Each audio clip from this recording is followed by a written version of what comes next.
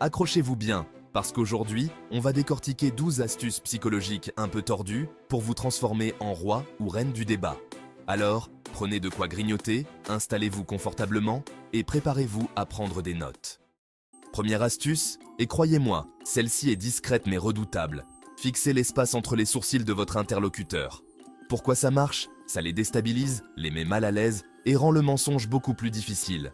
C'est comme si votre regard scrutait leur âme et devinait leurs intentions. Deuxième astuce, et celle-ci, c'est pour les amateurs de sensations fortes. En plein débat, fixez un point invisible derrière votre interlocuteur avec des yeux exorbités. Résultat, panique à bord. Pendant qu'il cherche le monstre imaginaire, vous avez le champ libre pour placer vos arguments tranquillement. Astuce numéro 3, un classique indémodable. Votre adversaire vient de sortir une bêtise monumentale? Silence radio. C'est inconfortable, c'est vrai, mais cela les force à réévaluer leurs mots et peut-être même à s'excuser. En plus, vous aurez l'air incroyablement calme sous pression et la tension gênante sera comme un divertissement gratuit. Rappelez-vous de ce silence gênant après avoir accidentellement appelé votre prof « maman ». Utilisez cette même énergie ici. Le silence est une arme redoutable qui force votre interlocuteur à douter de lui-même. Astuce numéro 4. Le sauveur de sable. En plein milieu d'un débat houleux, demandez à votre interlocuteur s'il veut du sable. Oui, du sable, comme à la plage. Cette question absurde va les déstabiliser, les faire rire et casser la tension. Une fois qu'ils sont désarmés par votre humour décalé, vous pouvez reprendre le dessus. Astuce numéro 5. La défense de l'autodérision. Vous vous faites insulter? Surtout, ne répondez pas par l'insulte. Au lieu de ça, acquiescez. Oui, tu as raison, je suis un idiot. L'autodérision désamorce la situation et montre que vous avez confiance en vous. Astuce numéro 6. Le compliment inattendu. En plein débat, balancez un compliment sincère à votre adversaire. Un compliment inattendu désarme, crée une connexion et rend votre interlocuteur plus réceptif à vos arguments. C'est comme si vous lui disiez « Ok, on débat, mais je te respecte quand même ». Astuce numéro 7, spéciale dédicace à ceux qui adorent débattre, juste pour le plaisir de débattre. Vous avez affaire à un expert en mauvaise foi? Dites-lui « Ouais, je sais, tu es assez intelligent pour comprendre ». En flattant leur ego, vous les forcez à se remettre en question.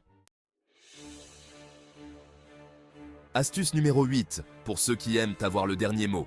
Votre interlocuteur ne lâche pas l'affaire, demandez-lui simplement « Pourquoi as-tu autant besoin d'avoir le dernier mot ?» Ils vont se rendre compte qu'ils sont en train de vous donner raison en essayant de vous contredire. C'est un peu comme un piège rhétorique dont ils ne peuvent pas s'échapper.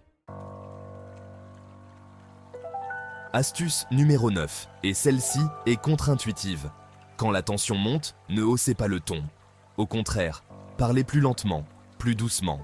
C'est déconcertant, ça calme le jeu, et ça force votre interlocuteur à faire de même pour vous comprendre. Astuce numéro 10.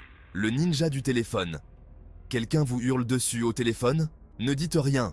Pas un oui, pas un juste le silence absolu. Le silence radio, c'est l'arme fatale contre les râleurs téléphoniques. Astuce numéro 11. La porte au nez. Vous voulez quelque chose? Commencez par demander quelque chose de complètement déraisonnable. Quand votre interlocuteur refuse, proposez ce que vous vouliez vraiment. C'est la magie de la relativité. Astuce numéro 12, la blague de la psychologie inversée. Votre petit frère vous a encore piqué votre t-shirt préféré? Ne dites rien. Faites comme si ça vous faisait plaisir. Tu peux le garder, j'en ai marre de ce vieux truc. La psychologie inversée, c'est l'art de faire aux gens ce qu'on veut, en leur faisant croire le contraire. Voilà, 12 astuces sournoises pour clouer le bec à vos adversaires. N'oubliez pas, un grand pouvoir implique de grandes responsabilités. Utilisez ces astuces avec sagesse, et surtout, avec humour. Si vous avez aimé cette vidéo, cliquez sur le bouton « J'aime » et abonnez-vous pour plus de ruses psychologiques. Alors, qu'attendez-vous? Allez conquérir vos arguments ou au moins survivre au dîner de famille. Et n'oubliez pas de laisser un commentaire ci-dessous avec votre astuce préférée et vos propres victoires ou échecs hilarants en débat.